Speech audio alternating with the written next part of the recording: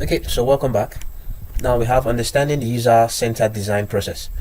Now the first thing we have here is research.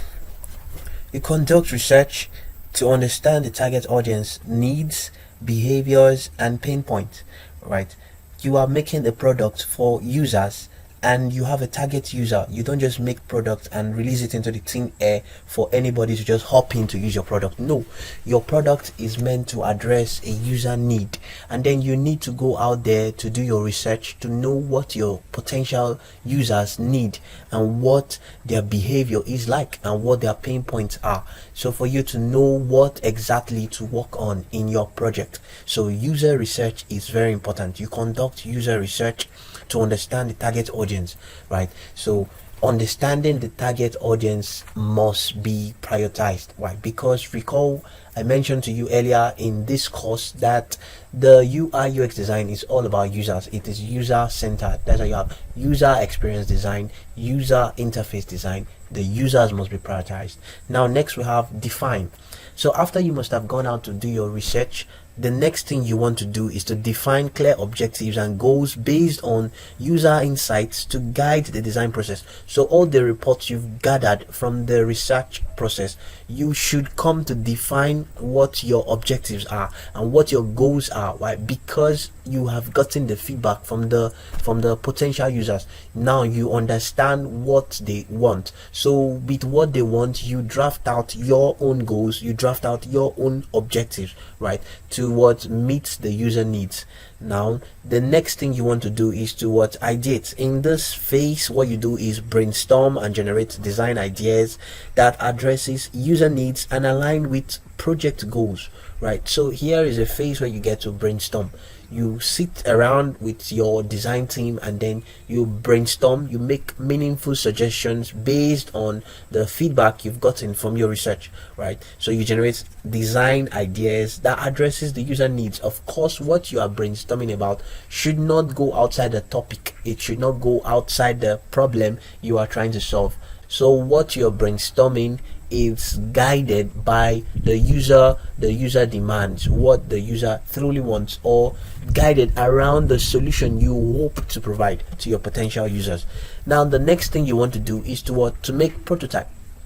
Now here you create low fidelity and high fidelity prototypes to visualize design concepts and gather feedback. So here you get to create the design in form of what low fidelity and high fidelity prototypes. Now I guess we've seen what a prototype looks like, or what a low fidelity prototype looks like. So let's go to where we have a prototype. Here is what we call a low fidelity prototype. This is also called a wireframe, right? So it's just a sketch of what your product will look like, right?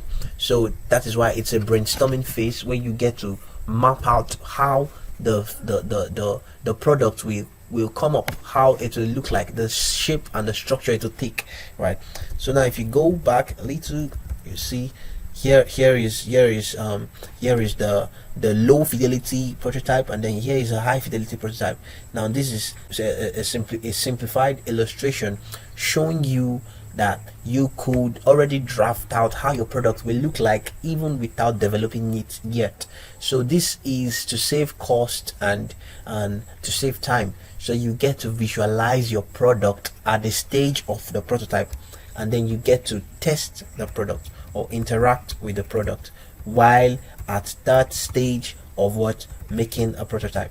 Now up next, you want to test the product, right? You conduct usability testing with real users to evaluate the effectiveness and usability of the prototypes. Now I made mention to you that from the prototype you already have what the visualized design in front of you, right? It is just a prototype, it is not real yet, but then you could already interact with the prototype. So you take this prototype to the real-time users and then evaluate how effective the solution you are offering is to them, and you observe them to know what they find difficult to do in the product and what they could easily accomplish in the product, right? Here is why user-centered design process is very important. right? So once again, you should know the user design centered process is what is strictly user centered,